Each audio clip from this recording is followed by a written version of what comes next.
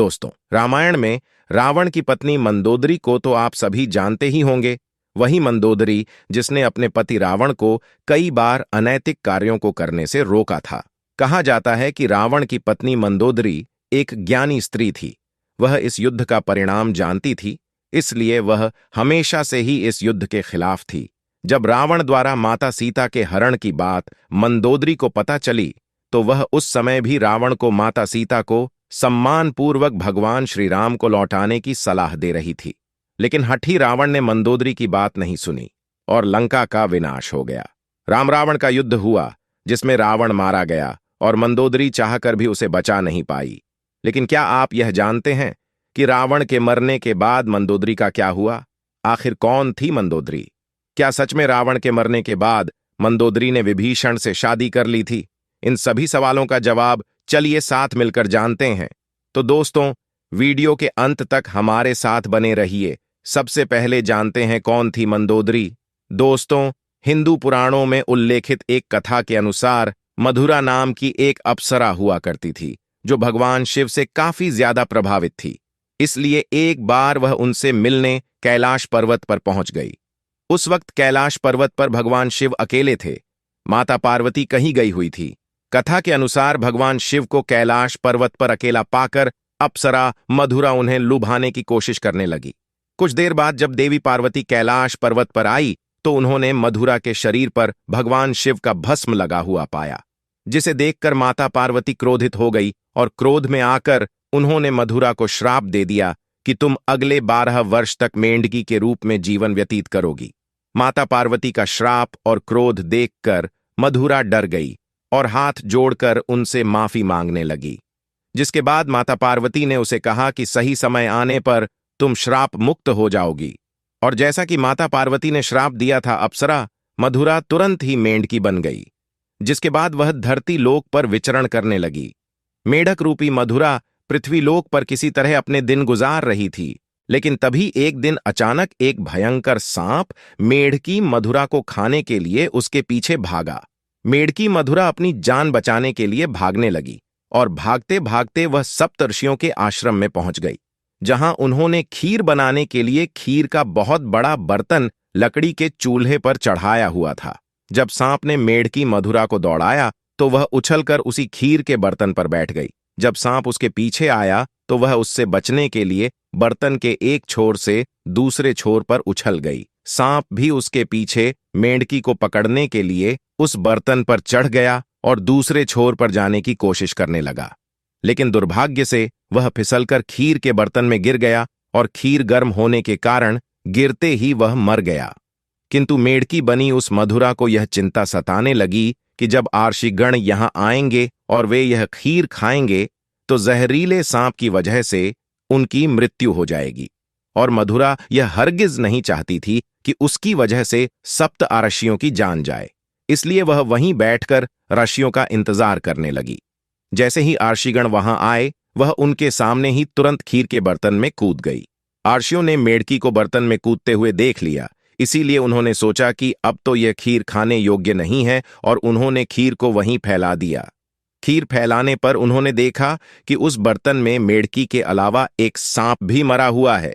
यह देखकर सप्तर्षि तुरंत समझ गए कि इस मेढकी ने हम आर्षियों की जान बचाने के लिए अपने प्राणों का बलिदान दे दिया।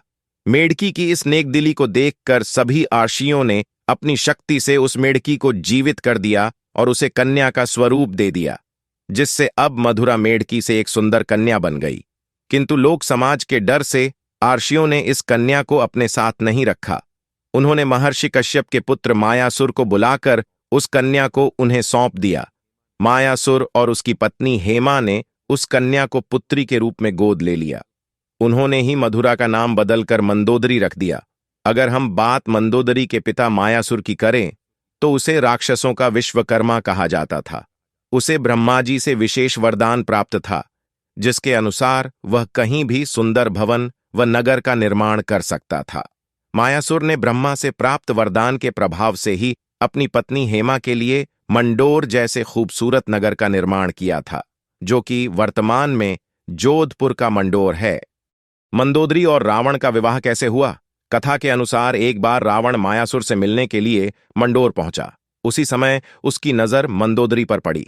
रावण मंदोदरी को देखते ही उसकी सुंदरता पर मोहित हो गया, इसलिए उसने राज मायासुर के सामने मंदोदरी के साथ विवाह का प्रस्ताव रख दिया। कहा जाता है कि जब विवाह के लिए रावण और मंदोदरी की कुंडली का मिलान हुआ तब स्थितियां ठीक नहीं थीं, लेकिन रावण के बर्ताव को देखकर मायासुर ने उसे डर से मना नहीं किया। वहीं दूसरी तरफ मंदोदरी भी रावण से विवाह नहीं करना चाहती थी, लेकिन अपने पिता की बातों को टाल न सकी, जिस वजह से मंदोदरी ने रावण से विवाह के लिए हामी भर दी। कहा जाता है कि राजस्थान के जोधपुर के मंडोर में मंदोदरी और रावण का विवाह हुआ था। राजस्थान के जोधपुर के मंडोर रेलवे स्टेशन के पास एक जगह है जिसके बारे में ऐसी मान्यता है कि यहीं पर रावण ने मंदोदरी के संग 7 फेरे लिए थे। कुछ मान्यताओं के मुताबिक भगवान शिव के वरदान के कारण मंदोदरी का विवाह रावण से हुआ था। मंदोदरी ने श्री शिव विश्वनाथ मंदिर में भगवान शिव की आराधना की थी। ये मंदिर मेरठ के सदर इलाके में है। कहा जाता है कि मंदोदरी ने भगवान शंकर से यह वरदान मांगा था कि उसका पति इस धरती का सबसे विद्वान और शक्तिशाली हो।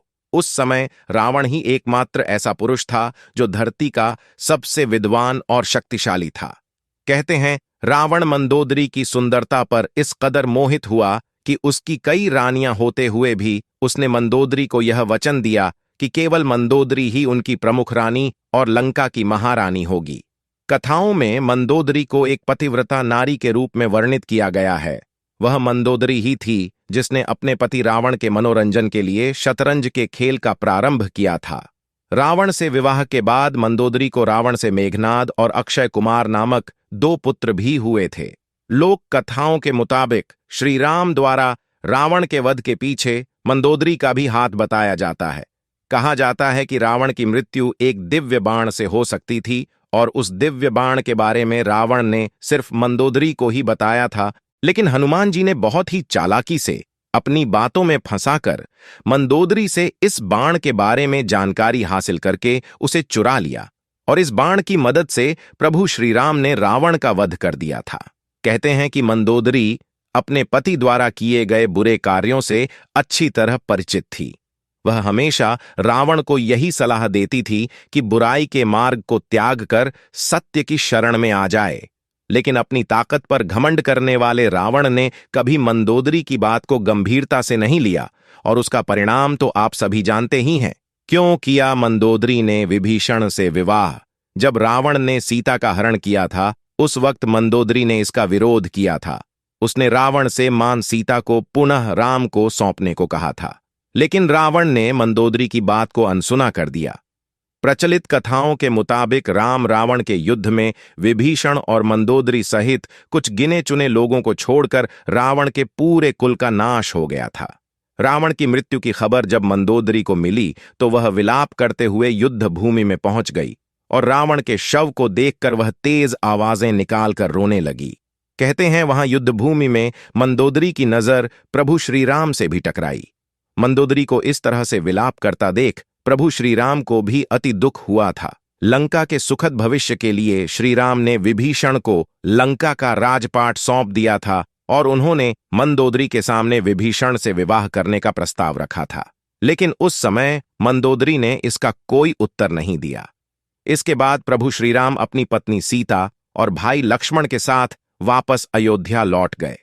वहीं दूसरी तरफ मंदोदरी ने रावण के वियोग में खुद को लंका के महल के कमरे में कैद कर लिया। बहुत दिनों तक इस कमरे में कैद रहने के बाद वह बाहर निकली और फिर उसने विभीषण से विवाह कर लिया। लेकिन कुछ विद्वान इस बात को सीधे तौर पर नकारते हैं।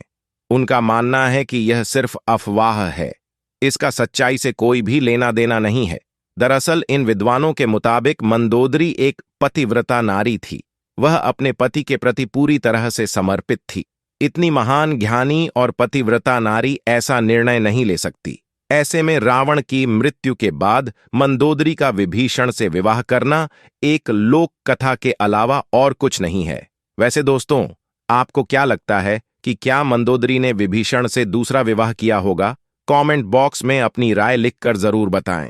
तो दोस्तों, मिलते हैं आपसे अगली वीडियो में। तब तक के लिए धन्यवाद।